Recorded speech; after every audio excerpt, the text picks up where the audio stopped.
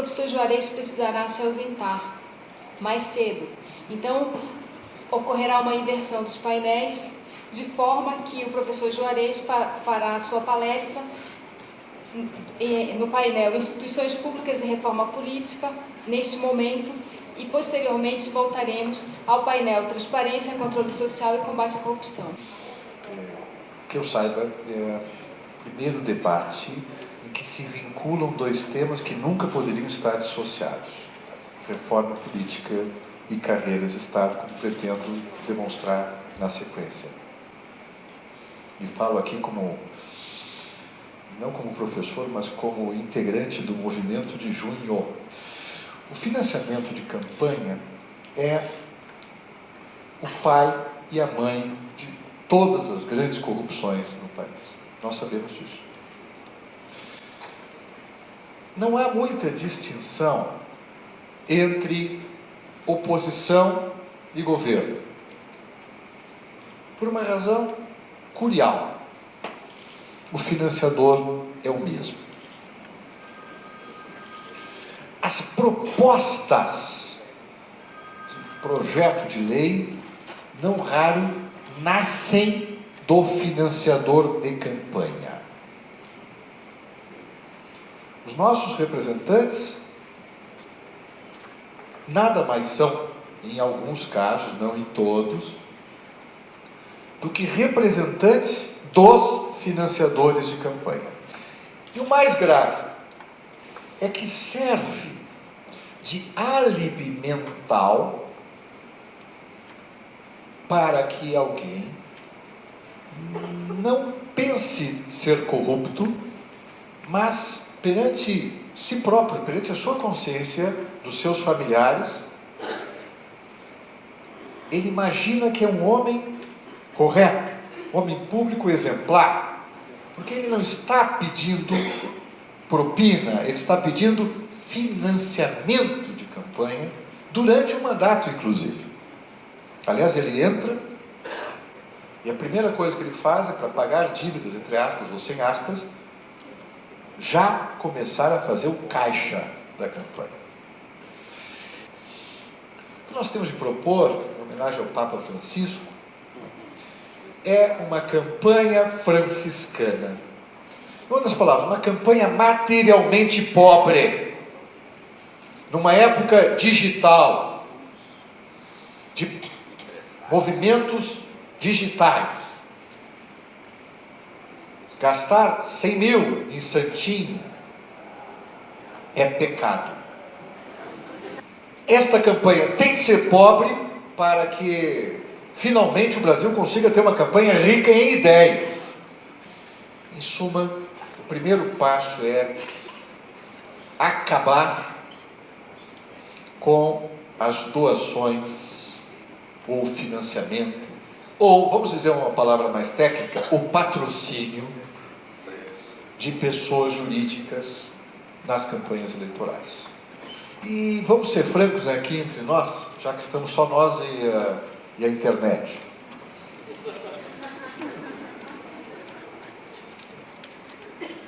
Acabar com essa figura do caixa 2 e estabelecer um teto, um limite máximo, que aqui foi de 3 salários, não é? Mínimos. Eu, como franciscano, achei até muito. Eu tinha pensado em alguma coisa como R$1.000, né? Mas estou aceitando aí para começar a conversar.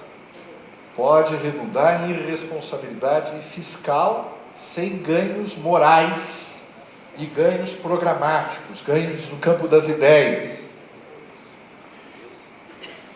Eu penso que nós podemos fazer uma reforma que não precisa de PEC alguma, com legislação ordinária, que poderia ser de grande asepsia nesta casa.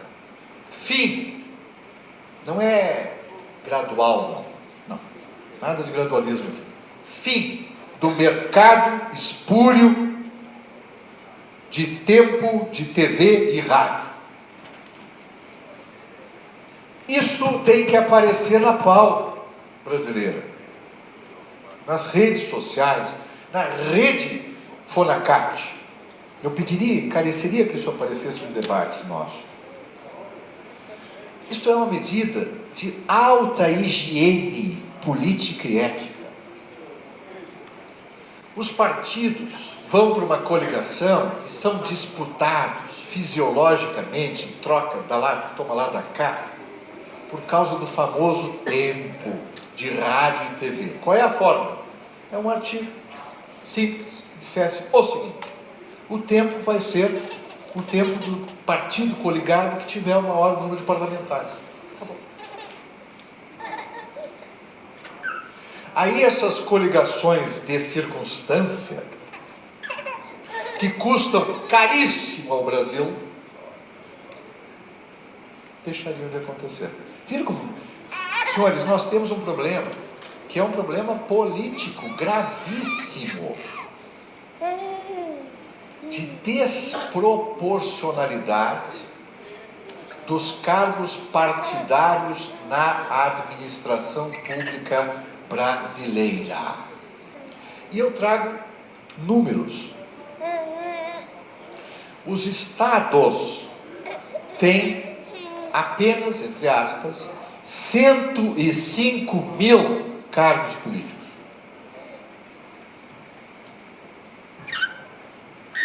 Não adianta o estado A ou B enxugar o número de secretarias, ou o governo federal enxugar o número de ministérios, sem tocar nesse item aqui. Aqui está o cerne do problema. Falo como professor de direito administrativo. Não que todos os ocupantes cometam desatinos ou desvios, mas aqui está o cerne do problema. Inclusive em termos de princípio da eficiência e da eficácia da administração pública. 105 mil. Na União, mais de 20 mil. Marca sem precedentes no mundo. Agora vem a parte mais estarrecedora, se é que é possível algo mais estarrecedor do que isso. Dados recentes do IBGE. Os nossos mais de 5 mil municípios, nos 4 anos de 2008 a 2012, foram criados nos municípios brasileiros, muitos dos quais quebradinhos, né? Mais 64 mil CCs. Tem CC.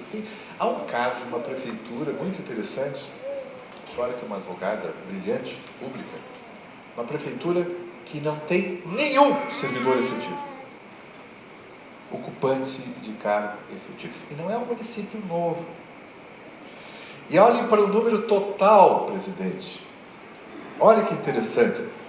508 mil cargos políticos nos municípios.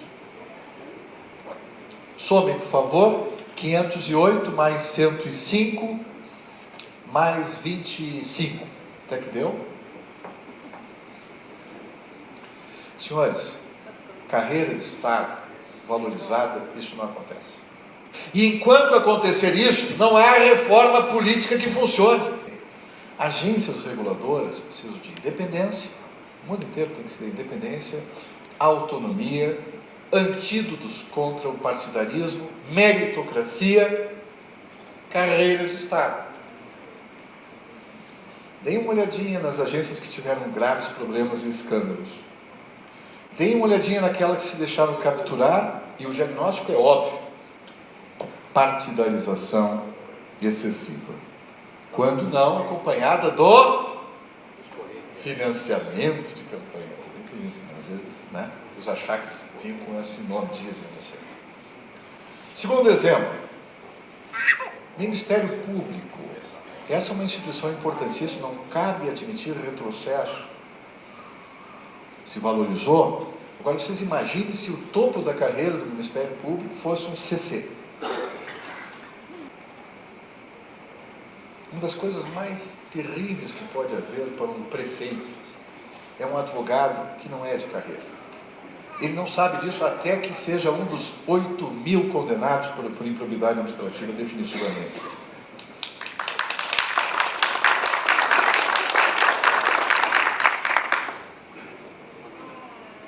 Então veja, Banco Central, não se preocupe que eu não vou percorrer todos os que estão no fórum, mas o Banco Central tem que ser uma instituição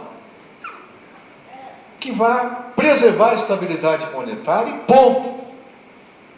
Não tem que ficar negociando uma inflaçãozinha a mais. Não é esta a função. Ele tem que pensar o futuro do país. O futuro do país é a estabilidade monetária. E o combate à inflação seja feito pelo enxugamento de custeio, pela racionalidade dos gastos, não é? E sobretudo, pelo controle de prioridades das políticas públicas, pelo combate ao superfaturamento. Isto se faz com o enaltecimento e o reforço das carreiras de Estado, inclusive do controle interno. E quando eu defendo carreira de Estado, eu defendo uma reforma política de redução dramática do número de CCs e de cargos políticos, de cargos partidários. Eu estou dizendo que todo mais, voto em lista ou não voto em lista, voto distrital misto, voto distrital puro, voto proporcional, voto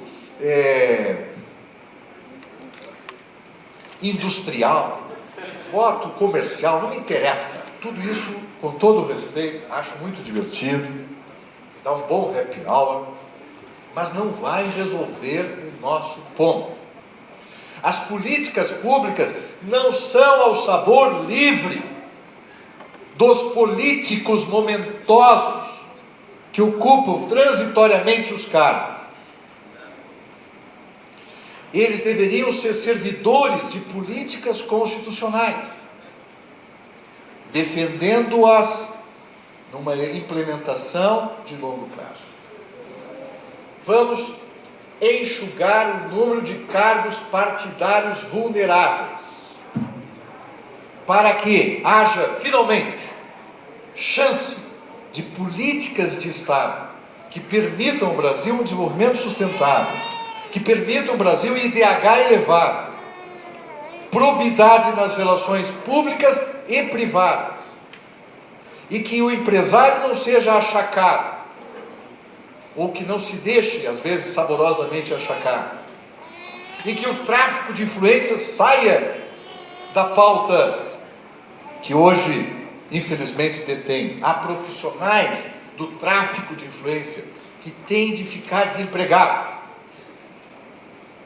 para o bem de todos. Quando se defende carreira de Estado, portanto, da forma como eu imagino estar a defender, esses 3 tópicos, eu estou defendendo o que eu julgo ser uma reforma política com chances reais de mudar a fisionomia do nosso país. Muito obrigado.